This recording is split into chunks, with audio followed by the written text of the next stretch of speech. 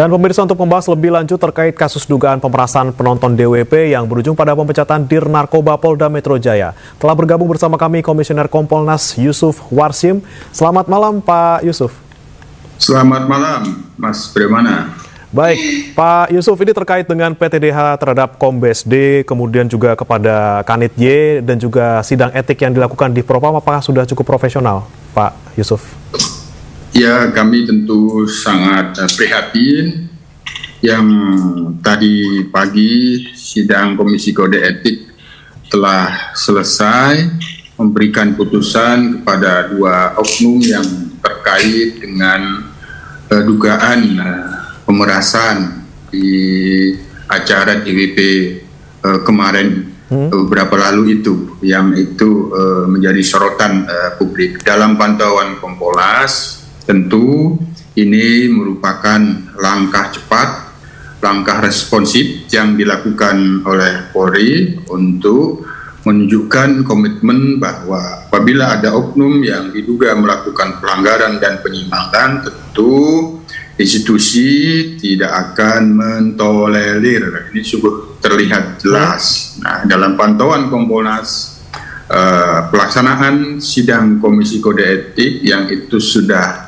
selesai kepada dua oknum, itu kita pantau berjalan dengan baik, secara profesional. Sudah dilakukan juga penyampaian informasi kepada publik tadi pagi yang sudah selesai, tinggal satu lagi yang masih diskor dan berlanjut rencananya besok 2 Januari, hari Kamis besok. Baik, Pak Yusuf, tadi kan juga sempat dibeberkan terkait dengan perencanaannya sampai dengan eksekusi yang sudah disusun secara matang. Nah, terkait dengan otak ataupun dalang di balik pemerasan ini, apakah itu Kombes D atau ada sosok lain di luar dari 18 orang ini, Pak?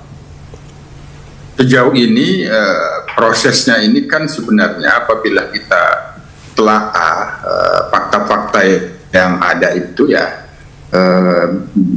bisa dinilai sebenarnya ini pelaksanaan tugas dalam rangka melakukan pencegahan dan pemberantasan penyalahgunaan narkoba dalam setiap kegiatan event-event konser seperti DWP yang lalu ini. Hanya ada penyalahgunaan kewenangan di dalam pelaksanaan tugas itu. Ini terlihat di dalam proses sidang Komisi Kode Etik kaitannya dengan tuntutan perbuatan yang diduga melakukan pelanggaran itu, penyalahgunaan kewenangan. Nah, terus terkait dengan peristiwanya sendiri, ya namanya pelaksanaan tugas tentu memang direncanakan, namun di dalamnya ada penyalahgunaan. Sementara kita lihat ini ya, kalau di dalam norma kode etik itu sebenarnya bisa disebut permufakatan melakukan pelanggaran. Jadi ya, sementara ini yang sudah diputus ini kan pimpinannya, direktoratnya. Nah, tentu ini kaitannya dengan tidak melaksanakan pengawasan yang seharusnya kepada bawahannya. Jadi berarti sejauh pengawasan saja, Pak, ya, bukan untuk dalang ya, Pak? Bukan kaitannya dengan ada satu oknum yang melakukan yang dikatakan sebagai aktor intelektualnya, tapi di sini terlihat ada permufakatan di dalam melakukan pelanggaran. Oke, baik. Kemudian untuk misalnya ini kan sudah ada 3 yang dalam proses sidang etik, kemudian ada 15 orang lagi, apakah nanti sanksinya akan bisa lebih dari PTDH atau mungkin di bawahnya, Pak? Karena untuk yang paling tinggi jabatan di Res Narkoba sudah di PTDH seperti itu. Iya, sementara kan semuanya itu tergantung fakta-fakta perbuatan pelanggarannya. Yang 2 sudah selesai, itu fakta-fakta perbuatan pelanggarannya tidak memiliki satu fakta yang sangat meringankan untuk terbebaskan dari putusan PTDH, sehingga putusannya kan memberikan sanksi administrasi PTDH. Itu sudah terlihat dari 2 oknum. Yang ketiga ini masih belum selesai, tentu akan dilihat kembali fakta-fakta perbuatannya, itulah yang akan menentukan bagaimana nanti sanksi yang akan diberikan. Sepertinya kalau ini kan jabatannya diduga Kasubdit, ya, artinya masih di bawah direktur dan di atas Kanit. Jadi nanti akan dilihat bagaimana fakta-fakta perbuatannya. Apabila melihat dari yang dua sudah diputus yaitu sanksinya PTDH, tentu mirip-mirip lah seperti itu. Tapi sekali lagi ini kita akan pantau dan lihat bagaimana fakta-fakta perbuatannya. Tapi kemungkinan akan PTDH ya Pak ya?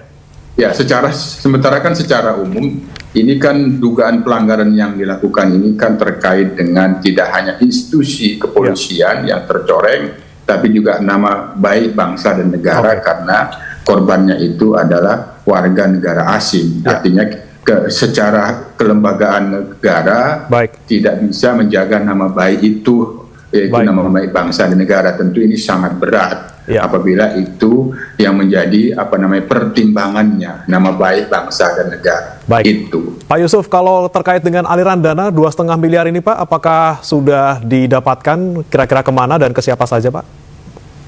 Ini kan sementara menjadi barang bukti yang telah diamankan, telah disita oleh Divpropam, sehingga ini akan terus menjadi barang bukti di dalam sidang Komisi Kode Etik. Oknum-oknum yang lain yang terlibat, yang sementara kan itu ada 18, jadi yaitu akan dilihat bagaimana fakta-fakta selanjutnya. Sementara kan barang buktinya ini sudah disita 2,5 M, jadi ya itu sudah cukup jelas. Nah, bagaimana itu diperoleh itu nanti ada dalam fakta-fakta.